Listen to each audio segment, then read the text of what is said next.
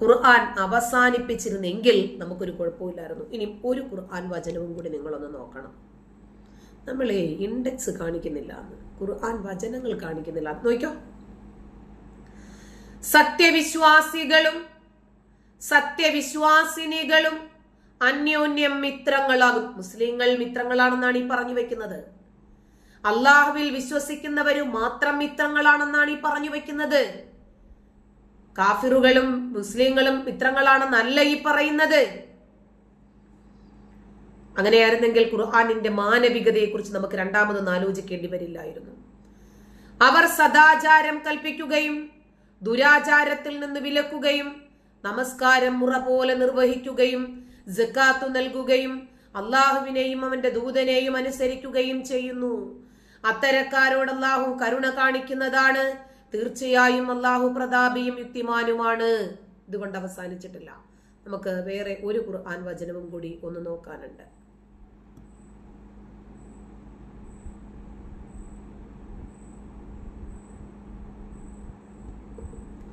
നാലല്ല, അഞ്ചാണ്. അതാണ് നന്നായിപ്പോയി, എടുത്തു തരാമേ. 5 മാഇദ.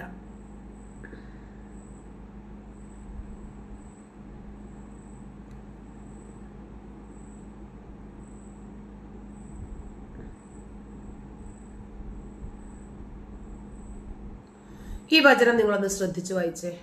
കാണുന്നുണ്ടോ?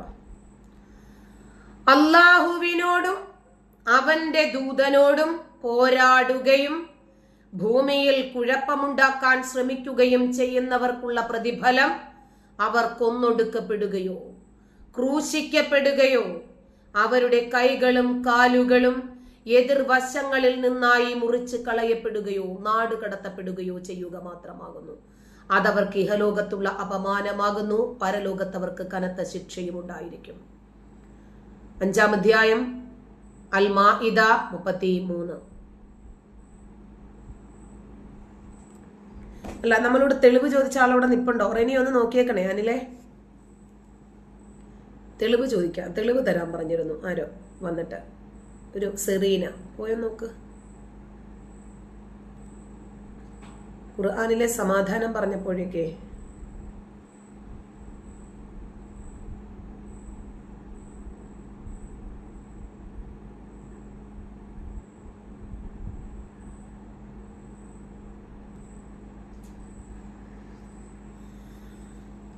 നോക്കണേ. അള്ളാഹുവിനോട് ആദ്യം പറഞ്ഞത് എന്താണ്? അവരല്ലാഹുവിനെയും ഇസ്ലാമിനെയും നബിയെയും ഒന്നും അംഗീകരിച്ചിട്ടില്ലെങ്കിൽ അവർക്ക് നരകം. ശരി, അങ്ങ് വിട്ടേക്ക്. അവർക്ക് നരകമാണെങ്കിൽ അവരത് സന്തോഷത്തോടെ വാങ്ങിച്ചോട്ടെ. അവർക്ക് കുഴപ്പമില്ലെങ്കിൽ പിന്നെ ഇവർക്ക് എന്താ? പടച്ചോനാണല്ലോ അവർക്കത് കൊടുക്കുന്നത്. പടച്ചോൻ കൊടുക്കുന്നത് എന്തായിരുന്നാലും ഒരു വാങ്ങിയേ പറ്റൂ, വേറെ വഴിയൊന്നുമില്ലല്ലോ. ശരി, അവരങ്ങ് വാങ്ങിച്ചോട്ടെ. ഇതെന്താ പറഞ്ഞത്? അള്ളാഹുവിനോടും അവന്റെ ദൂതനോടും പോരാടുക എന്ന് പറഞ്ഞാൽ പടച്ചോനോട് യുദ്ധം ചെയ്യാൻ പറ്റുമോ നമുക്ക്? മരിച്ചുപോയ നബിയോട് യുദ്ധം ചെയ്യാൻ പറ്റുമോ നമുക്ക്?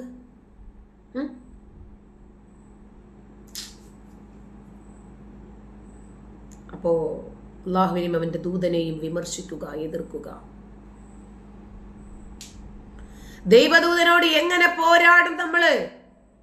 ദൈവദൂതൻ മരിച്ചുപോയി. ഈ ഖുർആൻ എന്ന് പറഞ്ഞാൽ കാലാനുസൃതമാണോ? ലോകാവസാനം വരെ നിലനിൽക്കുന്ന വചനങ്ങളല്ലേ ഇതിനകത്തുള്ളതെല്ലാം.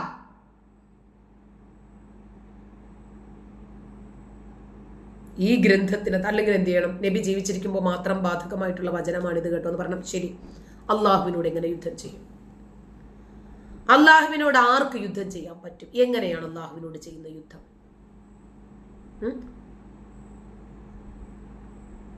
ഭൂമിയിൽ എങ്ങനെയാ കുഴപ്പമുണ്ടാക്കുക? അതിന്റെ ഇന്റർപ്രിട്ടേഷൻസിലുണ്ട്. മതം വിട്ടവർ കുഴപ്പക്കാരാണെന്ന്, ഭൂമിയിൽ അവരെ കൊന്നുകളയണമെന്ന്. ഈ വചനമാണ് ജോസഫ് മാഷിന്റെ കയ്യും കാലും എടുക്കാൻ കാരണമായ വചനം. ഇത് കാരണമാണ് ജോസഫ് മാഷിന്റെ കയ്യും കാലും എതിർവശങ്ങളിൽ നിന്നെടുത്തത്.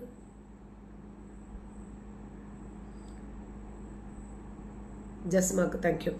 അപ്പൊ നോക്ക്, സത്യവിശ്വാസികളും സത്യവിശ്വാസിനികളും പരസ്പരം മിത്രങ്ങളാണ്. മനുഷ്യർ മിത്രങ്ങളാണെന്നല്ല പറഞ്ഞത്. ഇന്നമൽ നാസു ഇഖ്വ. മനുഷ്യരെ നിങ്ങൾ പരസ്പരം സഹോദരങ്ങളാണ് എന്നല്ല പറഞ്ഞത്. മുസ്ലിങ്ങൾ പരസ്പരം സഹോദരങ്ങളാണ്, മിത്രങ്ങളാണ്. അവർ സദാചാരം കൽപ്പിക്കും, ദുരാചാരത്തിൽ നിന്ന് വിൽക്കുക. അവരുടെ സദാചാരമാണ് ഇക്കഴിഞ്ഞ ദിവസങ്ങളിലൊക്കെ കണ്ടതെല്ലാം. പിടിക്കപ്പെട്ട എല്ലാ അക്രമത്തിന്റെയും പ്രധാനപ്പെട്ട കണ്ണി മതത്തെ വിമർശിച്ചാൽ ജീവിക്കാൻ സമ്മതിക്കാതെ വേട്ടയാടുന്ന ഒരു സമാധാനത്തിന്റെ മതം. ടോമിയെ പറഞ്ഞുവിടെ. അതായത് ഈ ഇസ്ലാം എന്ന മതത്തെ ആരെങ്കിലും വിമർശിച്ചാൽ അവരെ തീർത്ത് കളയുക. ഇതുവരെ ഇവർ പറഞ്ഞിരുന്നത് ഇസ്ലാം മത വിമർശകർക്ക് ഒരു രൂപത്തിലുമുള്ള ബുദ്ധിമുട്ട് ഈ കേരളക്കരയിൽ ഇല്ലെന്നായിരുന്നു പറഞ്ഞിരുന്നത്. അവരുടെ കുടുംബാംഗങ്ങൾക്ക് പോലും സമാധാനമില്ലെന്നേ. ഇവര് തന്നെ അത് മനസ്സിലാക്കി തരാണ് ഇസ്ലാമിന്റെ സമാധാനം എത്രമാത്രം ഉണ്ടെന്ന്. ഞങ്ങൾക്കും ഇതേ വേണ്ടു, ഇതേ വേണ്ടു. എന്താണ് ഇസ്ലാമിന്റെ സമാധാനം എന്നൊന്ന് ജനങ്ങൾ മനസ്സിലാക്കണം. ഇത് ഇസ്ലാം പഠിപ്പിക്കുന്ന കാരുണ്യമാണ് എന്ന് നിങ്ങൾക്ക് തോന്നുന്നുണ്ടെങ്കിൽ ഞങ്ങൾക്ക് ഒരിക്കലും അത് ഇസ്ലാമിന്റെ കാരുണ്യമാണ് എന്ന് തോന്നിയിട്ടില്ല.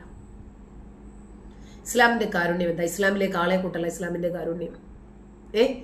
മതത്തിലേക്ക് ആളെ കൂട്ടലാണോ ഇസ്ലാമിന്റെ കാരുണ്യം?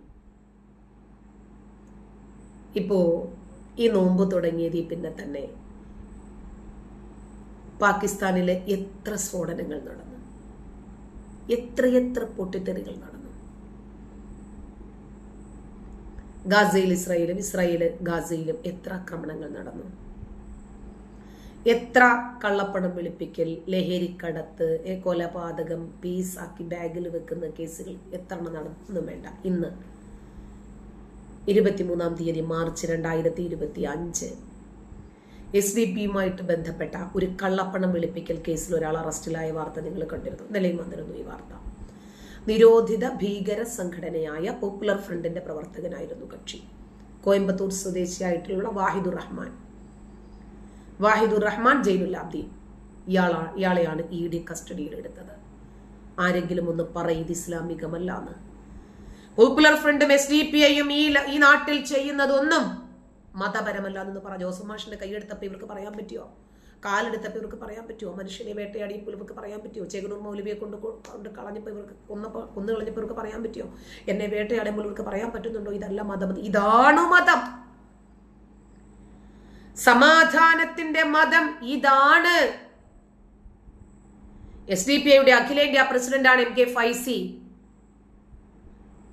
അയാളെ അറസ്റ്റ് ചെയ്തു. അതിനെ തുടർന്നുണ്ടായ അന്വേഷണത്തിൽ അയാളെ ചോദിക്കേണ്ട രൂപത്തിൽ ഞെക്കിപ്പിഴിഞ്ഞ് ചോദിച്ചപ്പോൾ അയാൾ ഒരുപാട് ആളുകളുടെ പേര് പറഞ്ഞു.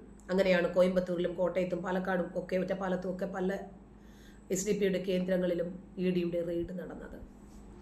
പിന്നീട് PFIയുടെ പ്രവർത്തനങ്ങൾ മുഖ്യ പങ്ക് വഹിച്ചിരുന്ന ഈ വാഹിദുർ റഹ്മാൻ ജൈനുലാബ്ദീൻ എന്ന വ്യക്തി ആയുധ പരിശീലനം നടത്തുന്ന എന്തിന്? സമാധാനത്തിന്റെ മതം സ്ഥാപിക്കാൻ. സമാധാനത്തിന്റെ മതം സ്ഥാപിക്കേണ്ടത് ആയുധം കൊണ്ടല്ലേ? ഇവര് പറയൂ ഇതൊന്നും അല്ല ശരിയെന്ന്. സ്ഥാപിക്കട്ടെ. മലദ്വാർ ഗോൾഡ് ഹലാലല്ല എന്ന് ഇവരൊന്ന് പറയട്ടെ. ഉമ്മറത്തൂടെ കടത്തിക്കൊണ്ടുവരുന്ന മയക്കുമരുന്ന്, MDMA ഇതൊന്നും ഇസ്ലാമികമല്ല എന്ന് ഇവരൊന്ന് പറയട്ടെ. SDPയുടെ അക്കൗണ്ടിലേക്ക് കോടിക്കണക്കിന് പണമാണ് ഒഴുകിയത്. അവരുടെ പണം വാങ്ങി പറ്റിയവർ, അവരുടെ പള്ളിയിൽ പോയി നമസ്കരിച്ചവർ, അവർക്ക് വേണ്ടി ജാഥ വിളിച്ചവർ, അവർക്ക് വേണ്ടി നമസ്കരിച്ചവർ, അവർക്ക് വേണ്ടി കൂട്ടപ്രാർത്ഥന നടത്തിയവർ, ഇവരൊക്കെ ശരിയാക്കി മുസ്ലിം തന്നെയല്ലേ?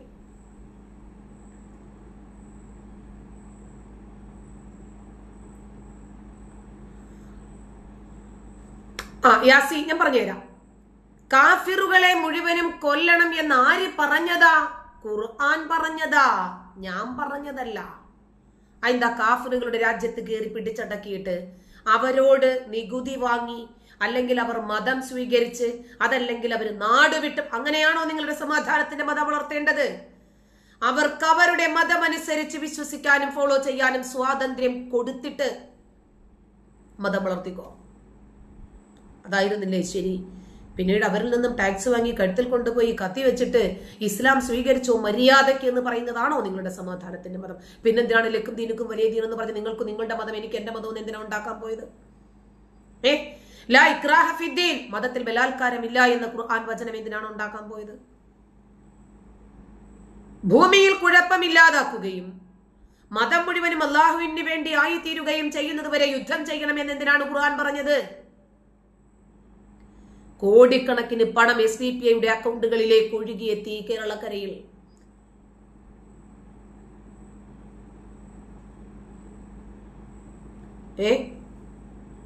കള്ളപ്പണം വെളുപ്പിക്കൽ നിരോധന നിയമപ്രകാരം അറസ്റ്റ് ചെയ്ത ഫൈസിയെ വിട്ടയക്കണം അത്രേ. ED കസ്റ്റഡിയിൽ എടുത്ത് റിമാൻഡ് ചെയ്യുകയും ചെയ്തു. 2022 മേട്ടുപ്പാളയത്ത് PFI നിരോധനത്തിന് എതിരായിട്ട് നടന്ന അക്രമാസക്തമായിട്ടുള്ള പ്രതിഷേധത്തിൽ പെട്രോൾ ബോംബ് എറിഞ്ഞതിന് ഈ വാഹിദുർ റഹ്മാൻ എന്ന് പറയുന്ന ആളെ തമിഴ്നാട് പോലീസ് അറസ്റ്റ് ചെയ്ത വ്യക്തിയായിരുന്നു. ഇവരെന്തിനു വേണ്ടിയാണ് ഇതെല്ലാം ചെയ്യുന്നത്? സമാധാനത്തിന്റെ മതം ലോകവ്യാപകമായി പ്രചരിപ്പിക്കാൻ.